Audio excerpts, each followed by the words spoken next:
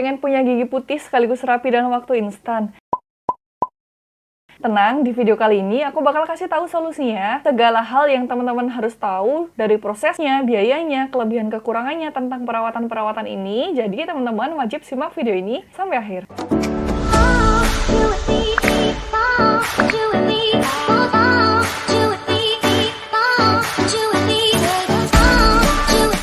Teman-teman semuanya, selamat datang lagi di channel Rani Givanda. Buat teman-teman yang baru tahu channel ini atau baru ketemu sama channel ini, jadi channel ini adalah channel untuk mengedukasi teman-teman yang sering punya keresahan seputar gigi dan mulut dan pengen tahu apa aja solusinya. Jadi pastiin teman-teman simak video ini sampai akhir, jangan lupa subscribe di sini dan juga share dan like videonya. Di video kali ini aku bakal bahas tentang dua perawatan yang sering banget teman-teman bingungin, yaitu veneer dan bleaching.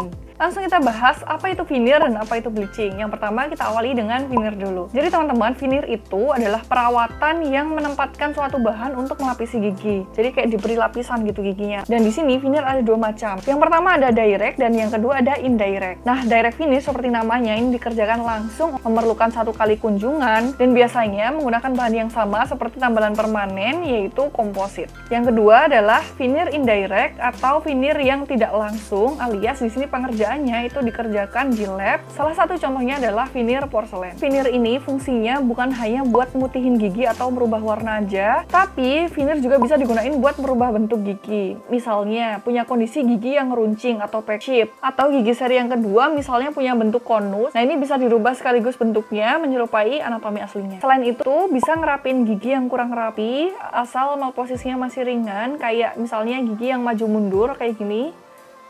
Nah, ini misalnya pasien nggak mau dilakukan perawatan behel, terus pengen perawatannya itu cepet, yang instan, pengen langsung rapi, sekaligus pengen giginya itu jadi tambah putih. Nah, teman-teman bisa melakukan perawatan veneer. Selain itu, sekaligus juga bisa memperbaiki kerusakan struktur gigi. Misalnya ada giginya yang patah atau giginya yang cuel, kalau bahasa Jawanya. Nah, itu bisa banget pakai veneer. Selain itu, juga bisa memperbaiki gigi-gigi yang renggang kayak gini, atau diastema ringan.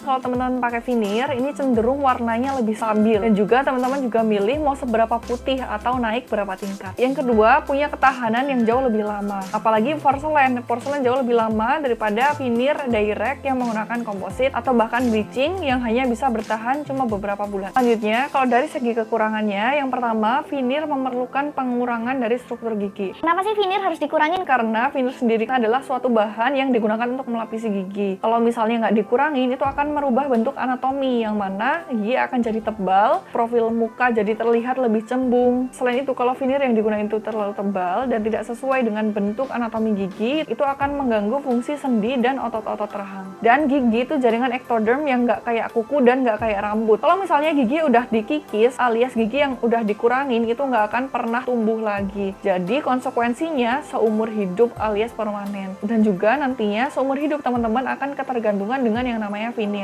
Jadi, kalau misalnya teman-teman nggak punya kondisi-kondisi yang memerlukan perbaikan kayak gini, lebih baik dipikirin 1000 kali dulu sebelum teman-teman akhirnya menggunakan veneer. Dari segi biayanya, veneer jauh lebih mahal daripada bleaching. Contohnya, veneer indirect porselen biayanya kurang lebih kisaran 2 juta untuk satu gigi aja. Kalau veneer yang tujuannya itu buat keperluan estetik atau merubah warna gigi jadi jauh lebih putih dan lain sebagainya, biaya yang dikeluarkan benar-benar bisa dibilang fantastis karena nggak mungkin yang dirubah cuma 4 gigi depan aja atau 2 gigi depan aja. Pastikan yang dirubah warnanya kan semuanya kan. Jadi kalau misalnya rahang atas dan rahang bawah masing-masing 8 gigi yang di veneer, berarti total 16 gigi. Dan silahkan dikalikan sendiri berapa biaya persatuannya dikalikan dengan 16 gigi tadi. Tapi biaya veneer tadi itu baru kisaran ya teman-teman, karena semuanya tergantung dari fasilitasnya, teman-teman pasang di kota mana dan lain sebagainya. Pembahasan selanjutnya adalah bleaching, yang mana bleaching ini adalah suatu perawatan untuk pemutihan gigi. Kalau tadi veneer itu selain bisa memutihkan tapi juga bisa memperbaiki struktur gigi yang rusak, bisa merubah bentuk, bisa merubah posisi dan lain sebagainya. Tapi kalau bleaching itu cuma bisa bisa pemutihan gigi. Dan di sini bleaching cara kerjanya menggunakan suatu bahan yaitu carbamide peroxide atau hydrogen peroxide yang dioleskan di permukaan gigi, dan nantinya si bahan ini bisa mengoksidasi pewarna-pewarna yang ada di gigi. Gigi menjadi lebih putih. Nah, si bleaching ini perawatannya cepet banget, instan, sekitar 30 menit sampai 1 jam aja. Tapi konteksnya di sini adalah in-office bleaching ya teman-teman, yang mana penggunaan bahan pemutihnya atau carbamide dan hydrogen peroxide-nya itu konsentrasi tinggi dan hanya bisa dilakukan oleh profesional. Nah, dari segi kelebihannya, yang pertama, bleaching jauh lebih murah daripada veneer. Biayanya itu berkisar kurang lebih 1 juta rupiah untuk semua gigi, rahang atas dan rahang bawah. Kalau misalnya tadi veneer itu per gigi, kalau bleaching semua gigi. Yang kedua, prosesnya sangat instan atau sekitar 30-1 jam aja. Jadi praktis banget, misalnya teman-teman punya acara penting, misalnya kayak nikahan dan lain sebagainya, biar senyumnya Sun bright like a diamond. Dan kalau dari segi kekurangannya, bleaching cuma punya ketahanan beberapa bulan aja, tergantung dari kebiasaan teman-teman. Bleaching ini juga punya banyak pantangan. Teman-teman yang suka ngerokok nih, kalau misalnya mau bleaching, teman-teman harus stop rokoknya, karena kandungan nikotin dalam rokok itu bisa menimbulkan pewarnaan gelap atau noda gelap yang ada di permukaan gigi, khususnya di bagian leher gigi. Jadi teman-teman harus hindari. Jadi teman-teman harus cross check nih, misalnya gigiku kuning atau gigi berubah warna itu karena apa? Misalnya berubah warnanya itu ternyata karena kebiasaan konsumsi makanan atau minuman yang berwarna pekat, kayak sering banget minum kopi, teh, terus makanan-makanan yang berwarna. Makanan-makanan itu juga jadi salah satu pantangan bleaching. Jadi teman-teman harus hindari. Selain itu, bleaching di sini konteksnya adalah in-office bleaching, itu nggak ngaruh buat pewarnaan yang berasal dari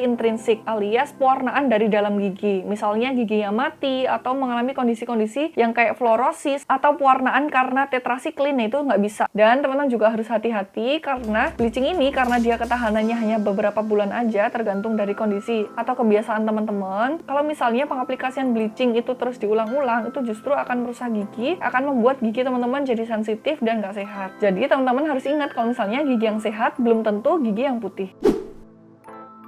Jadi teman-teman, sebenarnya warna gigi alami kita itu warnanya cenderung putih kekuningan atau abu kekuningan atau putih keabuan. Jadi gigi yang sehat itu gigi yang punya warna alami, gak ada gigi yang berlubang, gak ada gigi yang sakit. Nah, itu gigi yang sehat. Jadi kalau misalnya teman-teman gak butuh banget atau misalnya teman-teman ini bukan public figure, ya lebih baik kita menjaga warna alami gigi kita biar nggak tambah kuning. Alias kalau misalnya teman-teman suka banget konsumsi minuman atau makanan yang warnanya pekat, itu teman-teman bisa gunain sedotan, atau minimal setelah makan atau minum minuman yang warnanya pekat, itu teman-teman langsung minum air putih. Jadi setidaknya akan menetralisir pewarnaan yang menempel di gigi. Itu aja video kali ini, semoga bermanfaat, semoga teman-teman dapat insight baru, dan semoga bisa jadi pertimbangan buat nantinya kalau misalnya teman-teman mau melakukan perawatan. Jadi jangan lupa like, komen, dan subscribe videonya di sini. Terima kasih banyak. Assalamualaikum. Healthy teeth, healthy you.